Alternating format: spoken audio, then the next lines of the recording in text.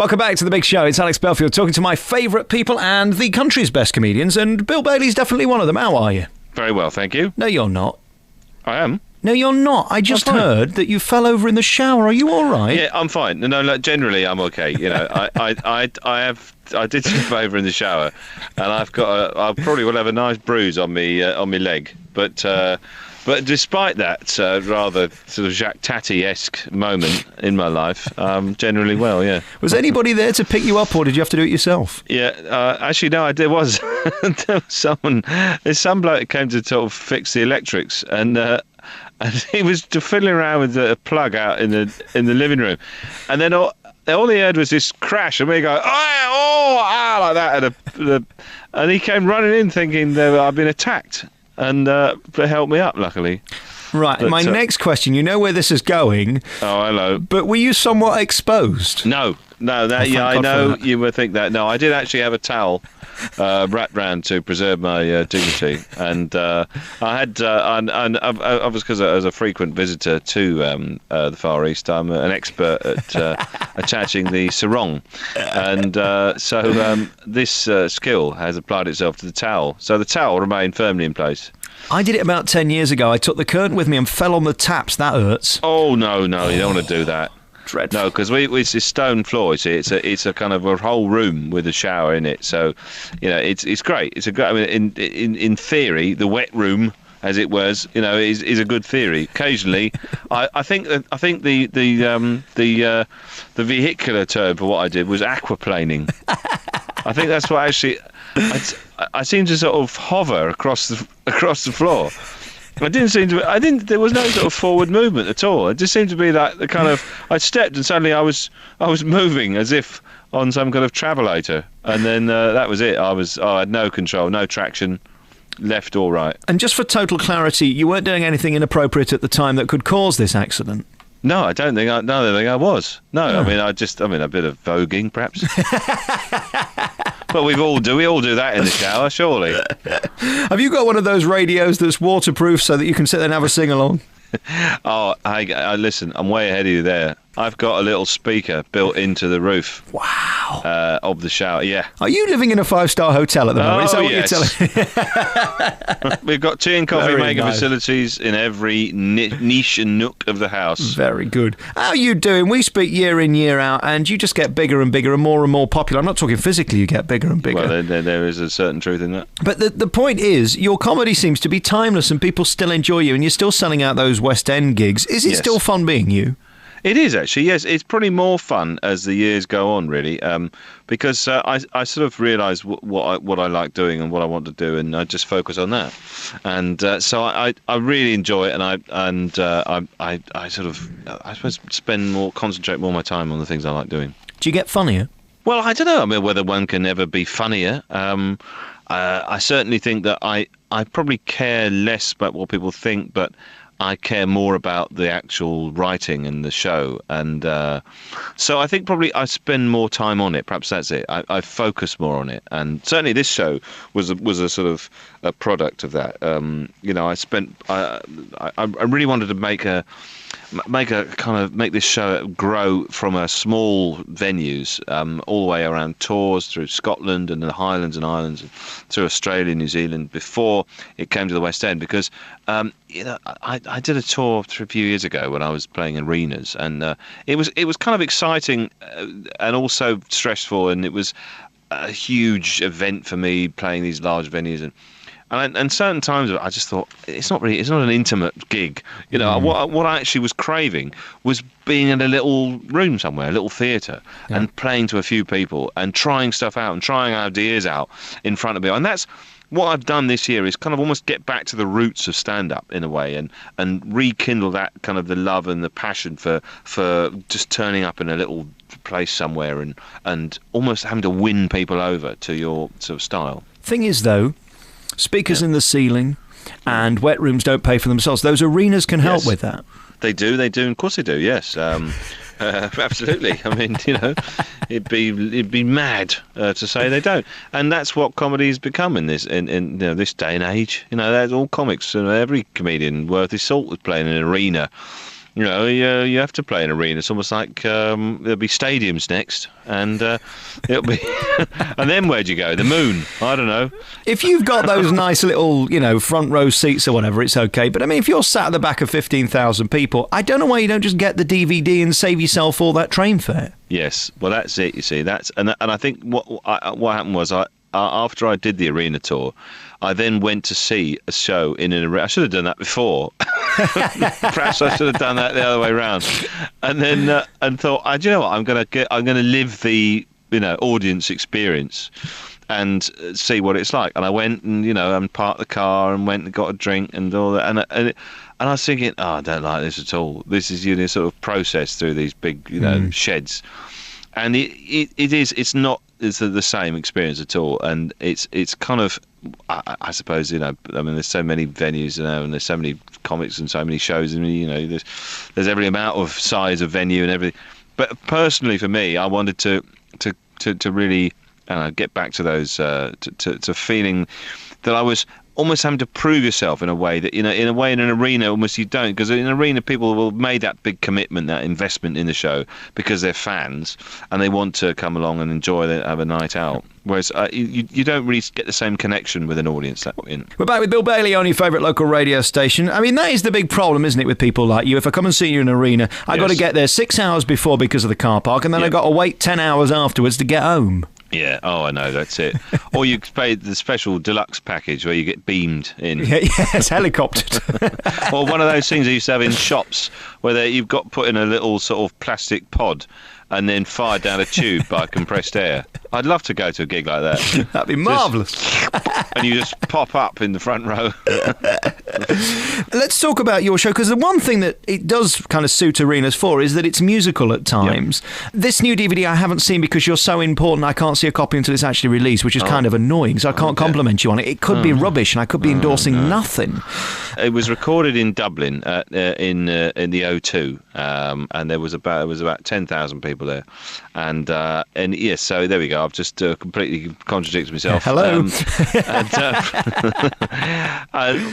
But the thing is, what I would say, I mean, the reason I recorded it there was that when you record a show, it does have an effect on the show, because you put lots of cameras on something, and people in the audience feel a bit sort of self-conscious and a bit like, oh, am I going to be filmed? Am I going to be on camera? And the lighting's different and everything. And when you do that in a small venue, I did that a few years ago in a smaller theatre, and in a smaller theatre, the cameras are so obvious, and cameramen are on the stage, and there's lights and everything, and people do feel a bit nervous about it, and you don't kind of get the same. You're not getting a genuine reaction from a crowd in a theatre that you would normally, because they're aware that this is going to be filmed, and there's a certain, I don't know, reticence, or maybe there's a certain sort of self-consciousness about it. If you put that in an arena, like say the O2, which is, although it is an arena, it's very conducive for comedy, because it's not in a sort of barn shed shape. It's actually in a kind of horseshoe amphitheatre shape, so it's much more conducive to comedy or performance. If you put the cameras in a place like that, they just sort of disappear into the darkness, and nobody knows they're there, really. And so you get a much more genuine reaction from people just going along to see a show. And then sort of the cameras are not really part of it. They don't impinge on the show. So you kind of compromise a little bit on the intimacy of the gig, but you gain in the fact that you get a really sort of relaxed and genuine crowd reaction. And what about those people having affairs? Of course, they don't want to be photographed when you're with the person you're not married to. That's true, yes. Well, there's a big disclaimer as you walk in. If you're having an affair, please hold this pixelated version of your face up. I think last time we met, I ended up offending you because you'd got 6 phones, and I said the only people who have more than one phone are people having affairs. How's that going? Yeah, I've got 11 phones now, and it's all still happily married. So there we go. Go figure. What does Mrs. Bailey think about your job? Because it's not proper, is it, really? It's not a proper job, no, you're right. It's a reckless, foolhardy way of making a profession, making a living. Well, the thing is, I try and incorporate the family as much as I can, and if I'm away on tour, then I'll try and get the family to come out for part of the tour, so we can, sort of hang out for a bit and then travel around and see wherever it is I'm playing in, and that can be fun. And it is hard because a lot of the time, if you're touring, you're away from home a lot, and it's a bit of a wrench. And also, you're staying in places, and I've done in hotels. That's why I've got the place done up as a hotel. So I go home. You feel at home. I feel at home, yeah. And in terms of your status now within show business, I mean, you're at that point now where you're doing quite all right for yourself and you can afford to bring people on the road. Does it frustrate you sometimes that you've got to kind of keep working at a time when you want to enjoy yourself? Because let's face it, you can't take your foot off the accelerator for too long, or people might forget about you. Yeah, that's right. And it's very much a sense of there's an expectation certainly of the standard of the comedy that you've built up and a reputation that you have, and also the fact that. But I mean, I'm enjoying it. I mean, I'm enjoying it now probably more than I have a bit at any time, and it's something I want to continue doing and focusing on, and there are certain yes, there are there's the sacrifices. You don't spend so much time at home, and I'm away a lot, and then when I am at home, I'm writing a lot of the time, and so there's the downside of it, but the upside of it is that I'm doing a job that I love to do, and in a way I'm kind of more relaxed about it than I think I've ever been, because I realise that this is what I'm supposed to do. This is kind of my calling. thing. This is my calling. And I don't have to worry too much. I just have to I can talk about subjects I want to talk about in the way that I want to do it and perform, and I can sing Lady Gaga songs in the style of the Wurzels. I mean, who do you know that says they can do that for a job? So how would that go, for example? What poker face? Poker face. And the best bit is it goes, I want it. And I love it. And it goes, there's a brilliant bit where he goes, hold him, let him hit me, baby, go with me. I love it. Looking intuition, play with space to start. And after he's been hooked, I play the when it's in his head. Ooh, ooh, ooh, ooh, ooh, ooh, ooh, ooh, ooh. I'll get him out. Show him what I've got. The best thing you're most famous for at the BBC, of course, is turning our theme tune from the news into some big rave anthem. Absolutely. But when do these genius thoughts come into your head? You suddenly sat there one day and you think, oh, I know, cabbages and Venus, or something ludicrous. Yeah, in fact, that's the name of my autobiography. Cabbages and Venus. A Life Story by Bill Bailey. And I actually, it was probably at 3 o'clock in the morning. I tend to be quite nocturnal when I'm writing shows or performing, because the thing is, we do a show, and you get such an adrenaline buzz from doing the show, and that's one of the things. It's very addictive doing performing, because you get this great adrenaline rush, and I come off stage about sort of maybe 10:30 or something, and you can't sleep at all for 3 hours, 4 hours sometimes, 2:30 in the morning. I've got to go to sleep. No, I can't. And so you'll watch the TV, you'll watch anything, and very often I'll be watching 24-hour news. And I remember one night I was just pacing around the flat, listening to the news, and thinking, God, this has got a good beat to it. Ding, ding, ding, ding, ding. And I started just doing a little bit of a rave dance, a little bit of a kind of voguing thing, and then I realised, oh, that's it. And then, but what's brilliant now, when I tour around the world, I was in Australia and somebody sent me their remix of my remix of the BBC with an even like a harder edged, like a hard dance edged sort of kind of tip to it. So yes, it's I think the thing is, I think that for me everything is up for grabs. You can't focus too narrowly on subjects, because comedy comes at you from every angle, and sometimes you don't even know where it's going to come from, and you have to sort of be ready for it. Very finally, last time we spoke, you just walked away from the TV show BBC Two, and God, do we miss you. Yes. Any chance you could come back and save that car crash? Well, you know what? I never say never. I mean, I loved doing the panel shows, and for a while, and they were great fun. And then I realised that actually there was something more I wanted to do than that was, perform, and I couldn't. There was just, the BBC were quite intransigent about it anyway, and they just said, well, can you do it? And I said, well, I spent a year planning this orchestra show.